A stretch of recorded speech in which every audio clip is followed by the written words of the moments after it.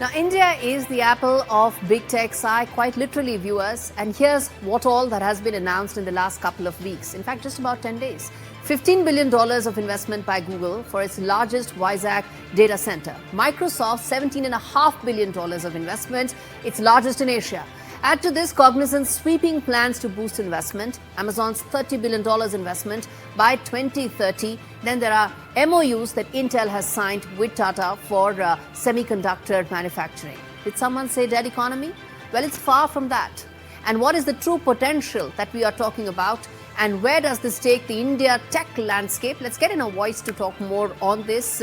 We have with us Mr. Shashi Shekhar Vempati, who's the co-founder of DeepTech, to talk more about how this all adds up.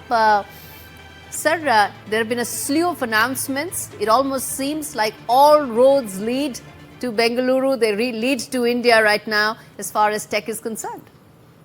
Absolutely. I think it's a very interesting series of announcements that you just shared.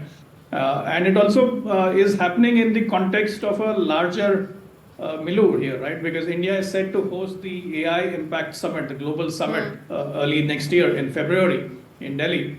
And all this action that you're seeing builds up to India playing host to the entire world, both in terms of governmental heads as well as the big tech leaders on where AI is headed in the next few years. So in that sense, a lot of these announcements are creating the background, the framework for how the action in AI will be shifting to India, as India being the largest digital consumer markets, and it's also an open democracy, unlike China, which has placed all sorts of restrictions and is pursuing its own path in terms of AI.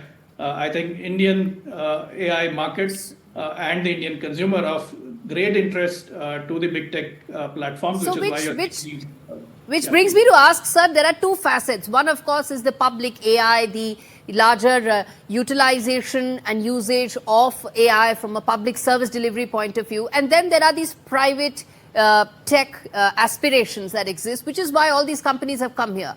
Now, help us understand, how do you see this tech landscape in India from a job point of view, from becoming a major player in the larger tech supply chain point of view? Any thoughts there? Yeah, sure. So if you look at what's been happening in India, right, we've seen the emergence of the gig economy in a big way. The gig economy has emerged as a big employer, be it ride sharing, be it quick commerce, and so on. So the algorithm economy is going to become more and more important. And with AI, automating a lot of functions, I think it's extremely important that we in India get ahead of the impact of AI. So having these investments, having these big data centers, and these foundation models being built in India is very important. It's also important that we need to look at what are the enterprise use cases that will drive adoption going forward, which will bring efficiency, which will improve productivity, which will perhaps create a whole new class of jobs. While some existing jobs may become redundant, what AI is potentially likely to do is create a whole new class of jobs, and I think that is what we need to be prepared for. So between public service delivery, which is what you were mentioning, the digital public goods. If you look at the Prime Minister, he himself has been championing Bhashini, for example, which is about making content local languages, in Indian languages, right, using AI. So that's a great example of public services. Similarly, on the private sector, with all of these gig-based platforms emerging, homegrown platforms, I think it becomes very important for us to look at what are the new class of jobs that we can potentially create using AI.